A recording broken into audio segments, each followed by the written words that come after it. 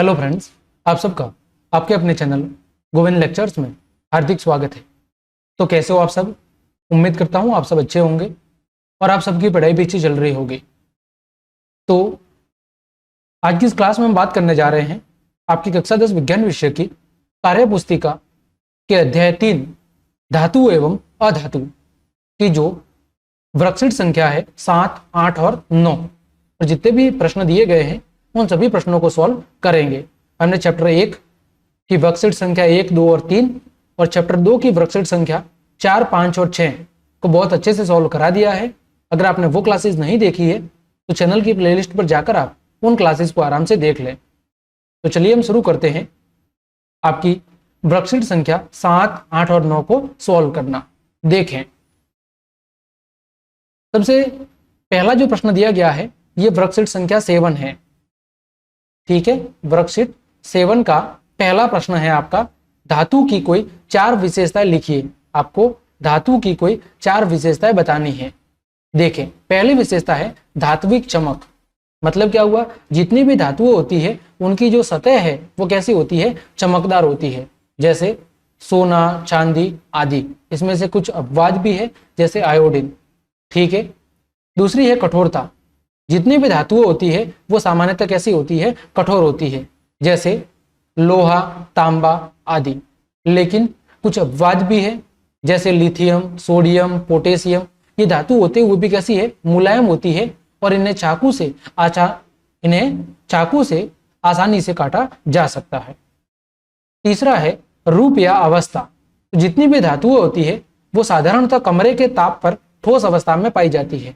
लेकिन एक अपवाद है मरकरी या पारा, जो सामान्यतः कमरे के ताप पर भी द्रव रूप में क्या पाया जाता है, द्रव रूप में पाया जाता है, यानी द्रव की अवस्था में पाया जाता है। ये एक अपवाद है।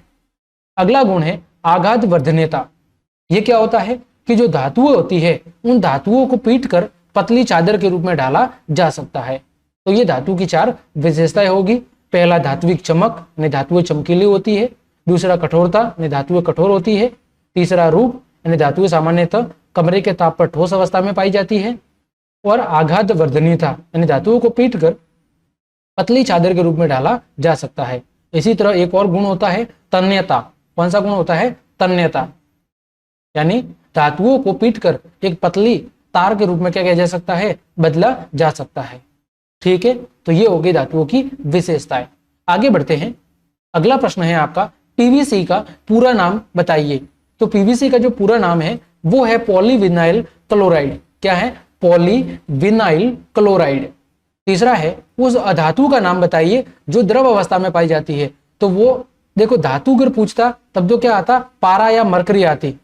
ठीक है, अगर धातु पूछता तो, लेकिन यहाँ पर उसने क्या पूछा है, अधातु पूछा है। अधातु का मतलब उसका उदाहरण क्या है, ब्रोमीन या पारा है। ठीक है, आगे बढ़ते हैं अगले प्रश्न की ओर। मरकरी का अन्य धातुओं से अलग गुण क्या है? देखो, तो अभी हमने पढ़ा था कि मरकरी या पारा ये क्या है, धातु है। और धातुएं सामान्यतः कैसी होती है, कमरे के ताप पर ठोस होती है। लेकिन पारा या मरकरी ये धातु होते हुए भी कमरे के ताप पर कैसी पाई जाती है, द्रव अवस्था में पाई जाती है। तो यह चांदी जैसी सफेद और चमकीली धातु है। चांदी जैसी सफेद और चमकीली धातु है, लेकिन यह साधारण ताप पर, कमरे के ताप पर या साधारण ताप पर द्रव अवस्था में पाई जाती है। इसका आपेक्षिक घनत्व कितना है, 13.6 है। साथ ही साथ यह ऊष्मा और विद्युत की कैसी होती है, सुचालक होती है, क्योंकि धातु है और धातु ऊष्मा और विद्युत की क्या होती है, सुचालक होती है। अगला प्रश्न है आपका, सोडियम धातु को केरोसिन में डुबोकर क्यों रखा जाता है? काफी इंपॉर्टेंट प्रश्न है और कई बार परीक्षा में पूछा जाता है। तो सोडियम और पोटेशियम धातु को केरोसिन तेल में डुबोकर रखा जाता है क्योंकि जो सोडियम है वो बहुसक्रिय धातु है, यानी बहुत अधिक क्रियाशील धातु है, जो वायु में उपस्थित ऑक्सीजन के साथ क्रिया करके क्या कर लेता है, तुरंत ही आग पकड़ लेता है और क्या बनाता है, सोडियम ऑक्साइड बनाती है। यह पानी के साथ क्रिया करके सोडियम हाइड्रोक्साइड और क्या उत्पन्न करती है, हाइड्रोजन उत्पन्न करती है। इसीलिए इसकी जो ऑक्सीजन के साथ क्रिया न हो और ये आग न पकड़े, इसके लिए इसे क्या किया जाता है, मिट्टी के तेल में डुबोकर रखा जाता है। ठीक है, आगे बढ़ते हैं। अगला प्रश्न है, एक्वारेजिया के संगठन का अनुपात लिखिए। यानी जो एक्वारेजिया होता है जिसका उपयोग जो सोने या चांदी से बने आभूषण होते हैं उनको गलाने के लिए किया जाता है। तो इसमें क्या होता है, इसमें नाइट्रिक अम्ल HNO3 और HCl अम्ल, ठीक है, हाइड्रोक्लोरिक अम्ल, इन दोनों का जो अनुपात है वो कितना होता है, 3:1 होता है। और इसी का दूसरा नाम क्या है, अम्लराज भी इसको कहते हैं। और इसका उपयोग सोने, चांदी या प्लेटिनम धातु से बने हुए जो आभूषण हैं उनको गलाने के लिए किया जाता है। आगे बढ़ते हैं। अगला प्रश्न है, गहनों की सफाई करने के बहाने व्यक्ति कौन सा मिश्रण लेकर ठगी करते हैं? तो उस मिश्रण का नाम क्या है, एक्वा रेजिया या अम्लराज, जिसकी चर्चा अभी हमने की, जिसमें 3:1 होता है। नाइट्रिक अम्ल होता है HNO3, ये होता है 3 में अनुपात में, और हाइड्रोक्लोरिक अम्ल कितना होता है, 1 अनुपात में। इस मिश्रण का उपयोग करके जो अधिकतर व्यक्ति होते हैं वो क्या करते हैं, गहनों की ठगी करते हैं। अगला प्रश्न है, जो सक्रियता श्रेणी है उसमें सबसे निम्नतम स्तर पर कौन सी धातु है? सक्रियता श्रेणी में सबसे निम्नतम स्तर पर कौन सी धातु है? तो ये गलत लिखा है, जो पोटेशियम है ये सबसे ऊपरी धातु है, सबसे मैक्सिमम। और सबसे जो निम्नतम स्तर पर धातु है वो कौन सी है, आपकी चांदी है। कौन सी है, चांदी समसे निम्नतम स्तर पर है। और सबसे उच्च स्तर पर या सबसे अधिक जो क्रियाशील धातु है वो कौन सी है, पोटेशियम है। आगे बढ़ते हैं। समस्थानिक किसे कहते हैं?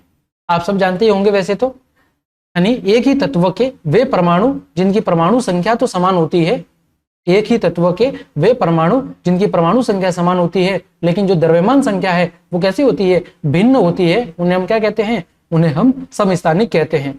जैसे हाइड्रोजन के 3 समस्थानिक होते हैं, कार्बन के भी 3 समस्थानिक होते हैं। हाइड्रोजन के 3 समस्थानिक कौन कौन से होते हैं, 1H1, 1H2, 1H3, ठीक है। ड्यूटेरियम, प्रोटियम और ट्राइट्रियम, ये हाइड्रोजन के 3 समस्थानिक है। इस तरह कार्बन के 3 समस्थानिक C612, C614 और C613 और C614, ये कार्बन के 3 समस्थानिक है। यानी इन तीनों में, कार्बन के तीनों में कितने परमाणु हुए, 6 परमाणु हुए। इसका मतलब इन सब में प्रोटॉन कितने हैं, 6 हैं, लेकिन न्यूट्रॉन की संख्या कितनी है, 6, 7 और 8 है। तो समस्थानिक किसे कहते हैं, ऐसे तत्व, यानी एक ही परमाणु के वे तत्व जिनकी परमाणु संख्या समान होती है, यानी उनमें प्रोटॉन की संख्या तो समान होती है लेकिन न्यूट्रॉन की संख्या क्या होती है, अलग अलग होती है, उन्हें हम कहते हैं समस्थानिक, ठीक है। इसी तरह इसका उल्टा समभारिक, समभारिक यानी जिनका भार समान है, मतलब जिनकी द्रव्यमान संख्या समान होती है लेकिन परमाणु संख्या अलग अलग होती है, उन्हें क्या कहते हैं, उन्हें कहते हैं समभारिक। अगला प्रश्न है आपका कार्यपत्रक 8, उसका पहला प्रश्न है, उत्कृष्ट गैस में कौन सा कोष पूर्ण होता है? तो उत्कृष्ट कोष जो गैसें होती है, helium, neon, organ, krypton, xenon, radon, उनमें जो सबसे अंतिम कोष होता है, जो सबसे बाहरी कोष होता है, वो पूर्ण रूप से भरा हुआ होता है, ठीक है। फिर आयनिक यौगिक में पाए जाने वाले बंध का नाम क्या है? तो उसे कहते हैं आयनिक बंध या इलेक्ट्रोवैलेंट बॉन्ड। क्या कहते हैं? आयनिक बंध या इलेक्ट्रोवैलेंट बॉन्ड कहते हैं। अगला, आयनिक यौगिकों का गलनांक और कवतनांक उच्च क्यों होता है?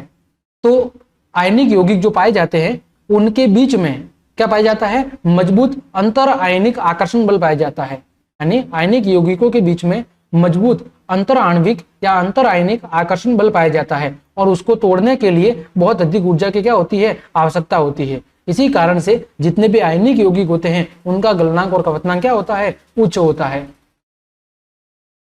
अगला प्रश्न है आपका, सोडियम और मैग्नीशियम के लिए इलेक्ट्रॉन बिंदु संरचना लिखिए।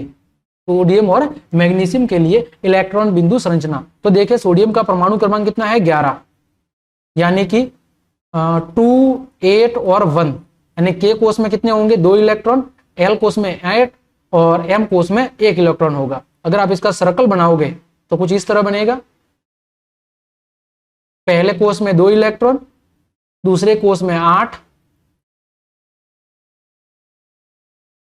और तीसरे कोष में 1।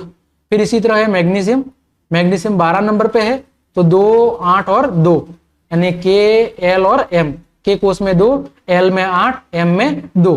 ठीक इसी तरह संरचना बनेगी, पहले कोष में 2 इलेक्ट्रॉन, दूसरे कोष में 8, 4, 5, 6, 7 और 8, और तीसरे कोष में कितने बनेंगे, तो तीसरे कोष में 2 इलेक्ट्रॉन बनेंगे। तो ये होगी सोडियम और मैग्नीशियम की इलेक्ट्रॉन बिंदु संरचना। आगे बढ़ते हैं।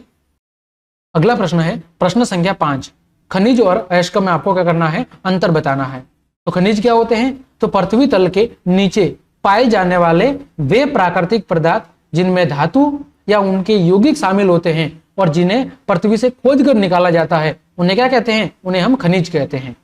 और अयस्क किसे कहते हैं, तो वे खनिज पदार्थ जिनमें धातुएं सस्ती और आसानी से प्राप्त की जा सकती है। वे खनिज पदार्थ जिनसे जो धातुएं हैं वो सस्ती और आसानी से प्राप्त की जा सकती है, उन्हें क्या कहते हैं, उन्हें कहते हैं खनिज अयस्क।